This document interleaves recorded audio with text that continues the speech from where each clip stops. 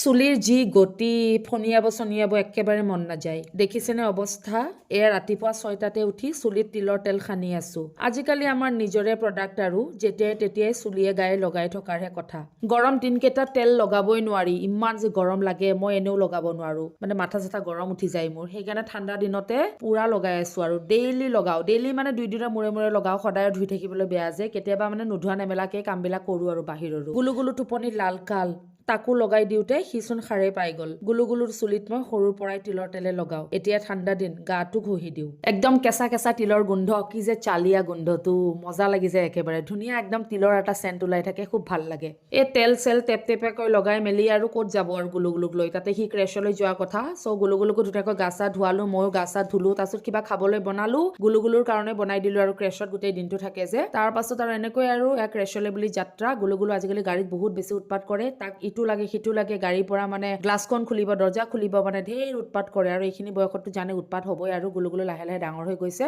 গুলু গুলুক থৈ আহি উভতি আহোতে এয়া সোহামত ইমান ডাঙৰ এটা অগ্নিকাণ্ড সংঘটিত হৈছে তো এইটোতো নিউজ চবে পায়ে আছে মই নিজে লাইভ চালো মানে বহুত বেয়াকৈ জুইটো লাগিছে নাজানো আৰু কি কেছ ইমান ফায়াৰ ফাংচন এক্টিভেট থকাৰ পাছতো জুইবিলাক যে কেনেকৈ লাগে কেনেকৈ বিয়পি যায় সেইখিনি লৈ প্ৰশ্ন হয় বাৰে বাৰে একেকেইটাই কথা আমাৰ গুৱাহাটী মহানগৰীত মানে ডাঙৰ ডাঙৰ বিজনেছ এণ্টাৰপ্ৰাইজেছ বা বিজনেছ অৰ্গেনাইজেশ্যন বিলাক জ্বলিবই তাৰ মানে এইটো মানে খাটাং হৈ গৈছে আৰু আজিকালি আৰু যিয়ে নহওক তাৰ পাছত আহি পালো এয়া আমাৰ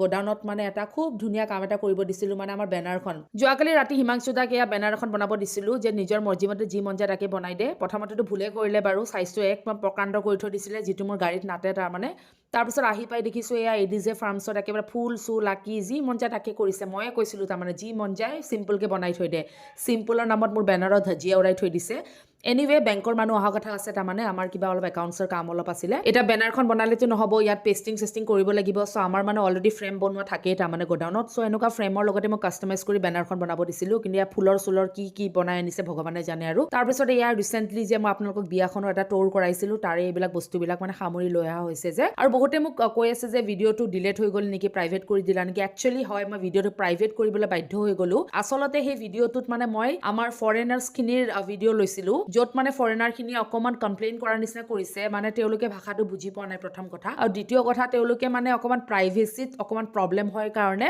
যিজন অ'নাৰ আছিলে মানে যাৰ আমি বিয়াৰ কাম কৰিছিলোঁ ক্লাইণ্টজনে মানে আমাক ক'লে আৰু যে ভিডিঅ'টো ডিলিট কৰি দিবলৈ কাৰণ ভিডিঅ'টো বহুত বেছি ভাইৰেল হৈ গৈছিলে মানে বাহিৰতো গৈ পাইছিলে ভিডিঅ'টো চ' অকণমান প্ৰাইভেচি ৰিলেটেড অকণমান ইছ্যু হোৱাৰ কাৰণে মই ভিডিঅ'টো ডিলিট কৰিলোঁ আৰু এয়া গোডাউনৰ দৃশ্য আমাৰ এইটোৱে আমাৰ গোডাউন হয় য'ত আমাৰ গোটেইখিনি সা সামগ্ৰী ইয়াতে থাকে ষ্ট'ৰ হৈ থাকে এই গোডাউনটো আমাৰ ৰূপনগৰত আছে